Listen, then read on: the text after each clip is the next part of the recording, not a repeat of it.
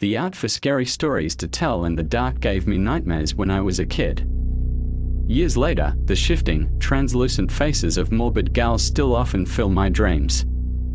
But they re no longer the tortured figures of Stephen Gamel's artwork, they re the confident visages of the Fortune 500 crowd. Those hands on the levers of power have worked society into a churn of endless war, endless consumption, and endless franchised growth. History isn't over, it's haunted by this repetition. The new Scary Stories movie bottles every aspect of this haunting. We are beset by the ghosts of war, racism, and the slavering maw of capitalism as it devours every bastion of culture. This movie manifests a peculiarly modern horror, the sequel Hook. The ghosts that haunt Scary Stories are tangible. A being. A former somebody. The haunting itself is much less secure. As fictive elements, ghosts are tensions mediated through character. An absence of resolution made semi-manifest and driven by the threat of closure. Hauntings are the transient actions of those apparitional, dead you and dead. A ghost is a character. A haunting is a condition. Hauntology is the term coined by the French theorist Jacques Derrida in his 1993 book Spectres of Marx to signify the condition that results when one's stable sense of presence is disjointed and replaced by a non-origin. We live in the age of ghosts. The art our culture produces is increasingly obsessed with the aesthetics of the past and the futures those aesthetics implied. Like phantoms knocking around a Gothic manor, hauntology is the agonized rumble of what could have been. Or, as Andrew Gallix wrote in 2011, hauntology can be thought of as a nostalgia for lost futures. That's where we can find Scary Stories to Tell in the Dark, which is based on 3 anthologies of children's short horror stories by the same name. They were written by Alvin Schwartz and were a perennial star at every elementary school book fair. Perhaps more infamous than the stories themselves are the illustrations. Stephen Gamel's artwork was simultaneously visceral and surreal. A hieronymus Bosch for the late 80s scholastic crowd. I remember the first time I saw Gamel's cover art. I can still feel the tension, sitting at the table in my school's library, arguing with myself about whether or not I could handle it. I peeled back the first pages and fell in. I read those books cover to cover. They lead me down into the winding catacombs of horror literature. It's hard to reduce one's life narrative to singular inciting incidents, but from the point I read those books, I set off on a path that culminates here, writing about the movie version, with the added benefit of a leftist perspective. I'll never lose the searing childhood memories of how much those books scared me, how consequentially they influenced my path. But that's the point. I've grown, we all have. Yet thanks to a bewildering concoction of copyright law and studio executive calculations, our media hasn't. We are imprisoned by our youth. The media we grew up on was never allowed to become a sepia-toned collage under our own control. It instead ossified into a panopticon of disjointed memories, policed by a weaponized micro-audience of rage-baited nerds. All tilting in the service of capital. The film winds up nostalgic for a past no one experienced, existing in a present that's been denied a future. We wind up haunted by the very media that helped raise us. A soft or hard reboot comes for us all in time. Ultimately, these tend towards failure more often than success. Nostalgia means you can never go home after all, and while the phrase "ruined my childhood" evokes the impotent rage of the worst corners of YouTube, it does point us towards the idea that a memory can be spoiled retroactively.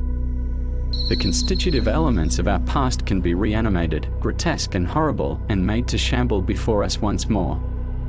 One of the myriad specters haunting American media is the looming threat of a grimdark reboot of Big Bad Beetleborgs. This incessant cultural photocopying came for Scary Stories once before in 2011. The series was slated for a re-release by publisher HarperCollins with updated cover art. Much to the outrage of 30-something adults who had vague childhood memories of these books, the new art was decidedly muted compared to the classic. Think less Stanislaw Beksinski and more Edward Goy.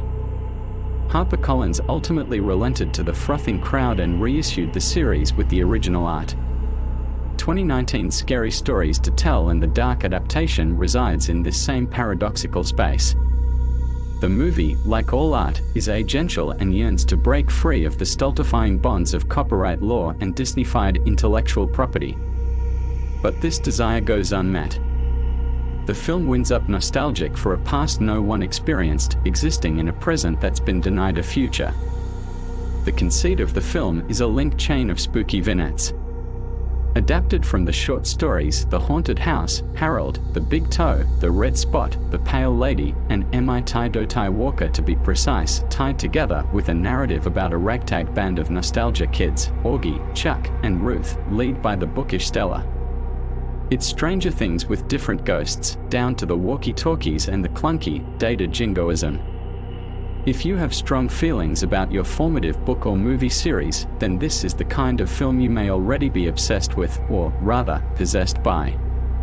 The plot picks up when the kids, interchangeable with those from Stranger Things, Monster Squad, The Goonies, etc., get revenge on the town's racist bullies for years of torment. The kids are chased into a local drive-in, where they meet Ramon, a greaser on the run. The bullies reveal their bigotry with some pretty serious slurs aimed at Ramon, which instigates the film's awkward attempt at handling racism. It's around this point in the runtime that the movie mercifully tempers reality with some ghosts. Invoking the ethos of childhood dares, the group winds up in the haunted house from the story of the same name. After being locked in the basement, they encounter the ghost of Sarah Bellows, the principal antagonist. As it turns out, Sarah shares a MacGuffin with R.L. Stine and the recent Goosebumps films, a magic book that can bring monsters to life. One by one, the characters of Scary Stories are picked off by the monsters from the eponymous books. The movie wants to be an anthology film. Each vignette is scary and works as a screen translation of the source material, but the overarching plot and franchise setup demands that they come and go without much weight. In the end, even Sarah Bellows, the most powerful of the film's monsters, is denied an earned gravitas. In short, the ghosts in the film aren't doing the movie's haunting. Capital is. The movie exists for someone who doesn't. It's a film that is a product of a larger struggle to imagine our way out of an absent future. Like all art near the center of hegemonic power, it struggles to look anywhere but back in on itself. In his essay, What is Hauntology?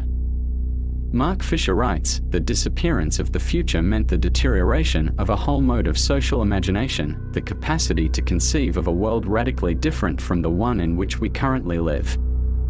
The plot lines that circumscribe our two main characters suspend them in this hauntological realm. Ramon and Stella are trapped in a Vietnam War-era America that feels just as bleak and finite as 2019. Ramon's character arc is an initially strong take on racism in America capped with a jingoistic twist. Throughout the film, Ramon is dogged by both his tormentors and police. Ramon's first few encounters with the law in this film fold into his clashes with the racist bullies. It's a grim referendum on American life that even while battling literal demons, Ramon must also contend with a much more corporeal evil. Until the climax, the film makes the correct assessment that racism is systemic and doesn't merely comprise the actions of a few bad actors. Once we reach the end, however, Ramon's backstory is revealed, and the impact of his earlier scenes is dampened as a result. Ramon, as it turns out, is a draft dodger. That's why the cop was after him to begin with. Rather than echoing the racism of the bullies, the local police chief just had a hunch that Ramon was making the morally correct decision to skip out on the Vietnam War. The jangly man, the monster specifically designed to play on Ramon's worst fears, calls him a coward. Racism winds up being the narrative contrivance that drives some early action and forces Ramon to stay in town. His real problem, according to the film, is not supporting the war effort. In the end, Ramon relents and goes off to Vietnam. Scary Stories makes the utterly baffling decision, in the year of our Lord 2019, to double down on the Vietnam War. The film is clearly concerned with America's crimes in Vietnam. Besides Ramon's status as a draft dodger, the background is full of news clips. Even the town's spooky radio announcer has an opinion on the war, he's against it, and so, ostensibly, is Ramon. But the film as a text closes in univocal support. Towards the end of the film, Stella, our protagonist, finds out the truth behind Sarah Bellows and cuts a deal with the ghost to end this entire nightmare. Sarah Bellows' backstory is truly painful.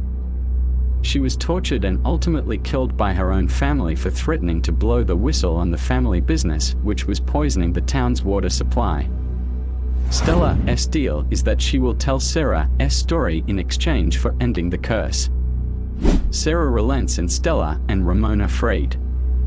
Yet after the creation of the exonerative book, Stella admits that not many people cared to listen to the story. Sarah Bellows lived a tragic life, and, it would seem, got conned out of true resolution in death. Like Sarah Bellows' ghost, we wish to hear our stories told but are betrayed by these would-be bards. Scary Stories is set in a past haunted by the Vietnam War, made for adults haunted by eternal remixes of their youth, and aimed at a future straining to reconcile the ghosts of its past. This is a film about lead hauntings, and the horror derives from the fact that, in every case, resolution is denied. With Scary Stories, another franchise is born. Another immortal, monstrous media property, straining against the bounds of capital until we have on our hands a cartographer's task the size of a Marvel universe. The film ends with Stella clutching Sarah Bellows' cursed book, commenting that the way to free Augie and Chuck from their ghastly deaths must be within its pages. She drives off with Ruth, who has made a miraculous recovery after having spiders erupt from her face, and Sarah's estranged father, whom the movie hopes we have forgotten was estranged. Sarah Bellows' rest is ephemeral, and her vindication is an empty gesture. The end leaves you less with a hopeful nod to a better tomorrow and more of a lingering worry that, based on nothing more than the whims of Studio XX, we will either get a glut of reboots, prequels, and the origin story of Harold the Scarecrow, or nothing at all. No closure. No end. Our media landscape is one of eternal work. Augie and Chuck may never rest in their graves. They are damned to be exhumed for a spun-off future. They are made the Sarah Bellows of a tomorrow that is not guaranteed. Our childhoods can never end. We are forced to watch them twist and reform, like the jangling man, adapting to new and increasingly distorted forms in order to pursue us. Because Scary Stories struggles to exist in any one time, written in 2019 for late 80s and early 90s kids but set during the Vietnam War, the movie exists for someone who doesn't tea. It's a film that is a product of a larger struggle to imagine our way out of an absent future. Like all art near the center of hegemonic power, it struggles to look anywhere but back in on itself. Black Diamond.